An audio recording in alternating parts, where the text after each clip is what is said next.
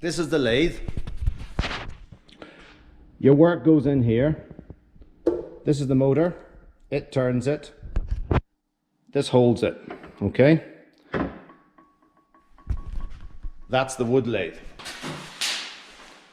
Right, I'm going to have to move the wood lathe because I need to plug it in. But it's got a head as well. It's got a tail stock as well. It's got a bed. And this little fella here, when you loosen it, it can travel along the bed as well, wherever you want it, and you can move this up and down. It's got a chuck. This, I've forgotten the name, I think it's driver. And the tail stock, you can move this wherever you want it as well. We're going to put a bit of wood in here. Yeah, get it to hold it. And then we're going to use these tools, which is a, that's the parting off tool for wood. It just splits it. Right? We can shape it with this. It's called a gouge. It's got a flute on the end. All right. And I've forgotten the name of this. I think it's a skewer. I don't think these are actually on your paper. Normally there are 3 tools mentioned quite often. That number 3 is important. Right.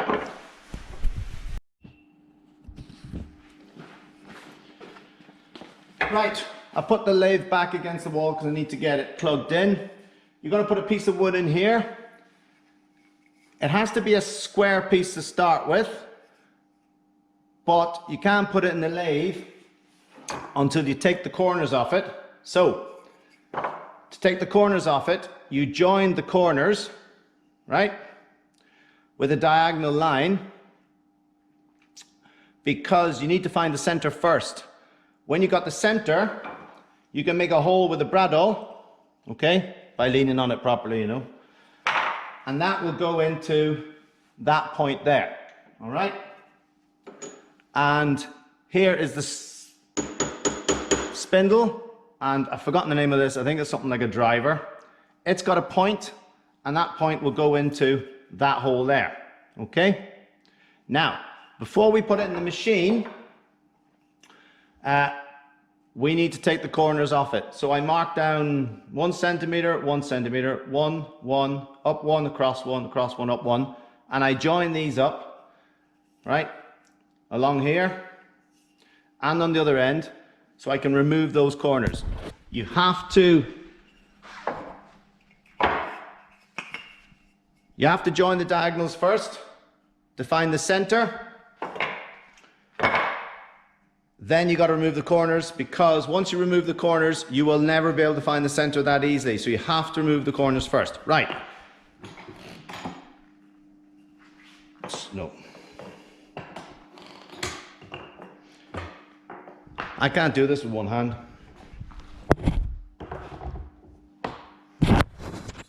Sorry, did I say that wrong? You must find the center first before you remove the corners. Then you have to remove the corners, because you can't put it in there with a corner on it. It'll chuck the tool out of your hand, okay? So pop it in there. We've got a plane like that. I hope that camera doesn't fall. We're just going to take the corners off. Doesn't go very well that way. Tune. You need to know how to use a plane as well. Push down, here, cross. You need to know how to change the blade, adjust it, all the little parts. I'm gonna have time for that, I'm afraid, but I'll take the corners off. Roughly.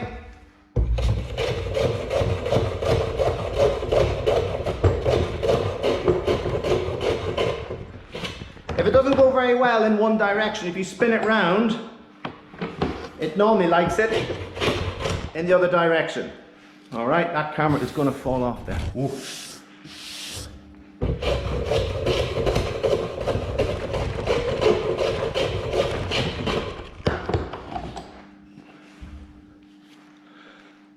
Right, that wasn't even fast forward. I've taken the corners off roughly. Now we can put it on the machine. Right, let's see, here we go. First thing, you need a big hammer. And you just drive that in. I forgot the hammer. Right.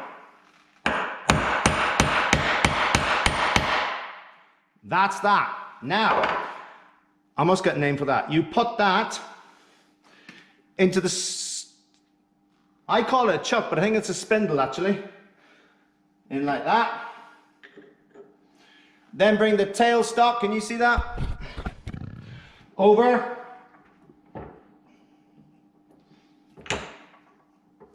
There. We'll lock that there. Chuck key. We'll lock that there. And we'll tighten it up. You must have this nice and tight before you can drive that in. It's pushing that in, otherwise this will push back, okay? So you got to lock your tailstock and then push it in. That's it. Next most important thing, you need to be at the eye level here, right? The tool rest has to be not down there, or your tool will get flipped and you'll get hit in the face. So it's got to be halfway, but more importantly, really close, but not too close that it hits the work.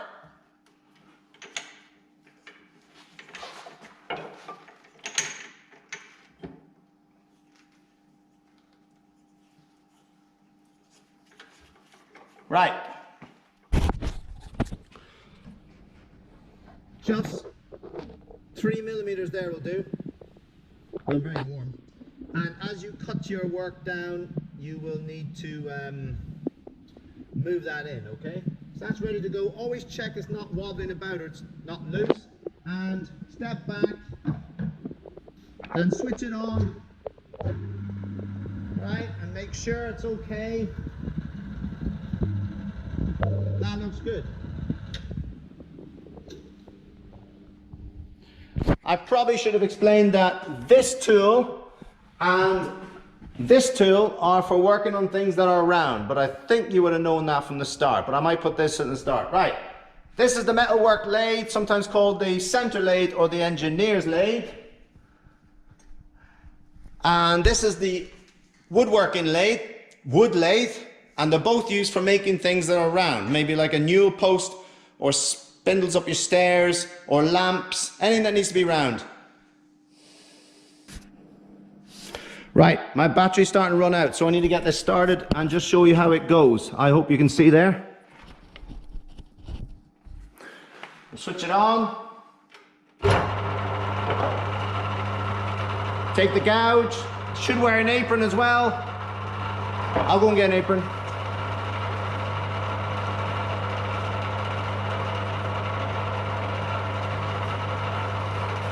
I'm always telling you off and not have an apron, so I'll stick that on. No loose clothing, no bits of your shirt hanging out, and most important is your sleeve. You got to roll your sleeves up out of the way. No watches, no jewelry.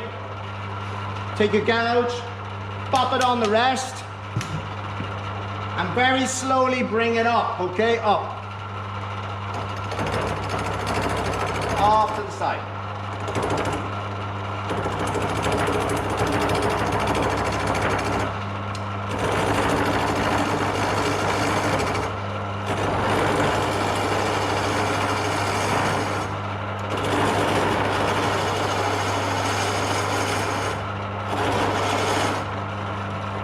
I'm going to stick your mouth again, you might have a better look at that. Sorry about that, I've got nowhere to hold it, nowhere I can't do anything with it. Look, place is empty, so I'll pop it in my mouth.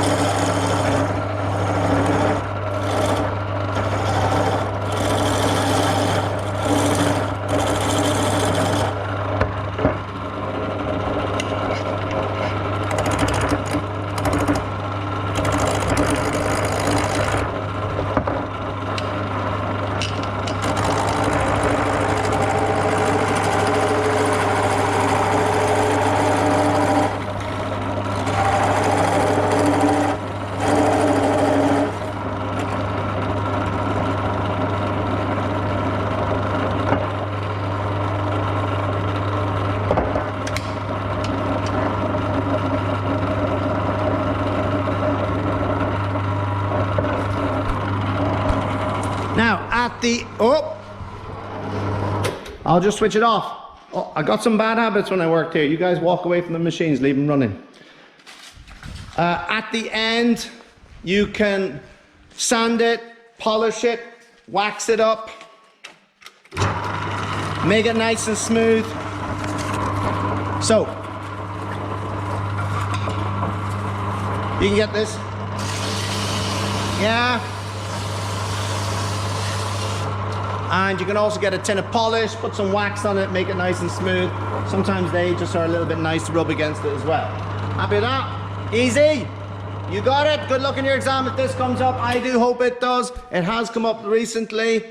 Maybe it's not time again, but maybe one of them will. So, wood lathe, metal lathe. If I've left anything out, the rat's going to fill it in. That's me. That's it from me. From work from home. Enjoy your work, folks. Help each other. Learn from each other. And we'll all learn from this. We'll learn how to be more independent learners. Learn how to teach differently. It'll revolutionize the way we do things, but also it's going to affect a lot of people. So you're out there to help each other out and do your best for each other and be nice.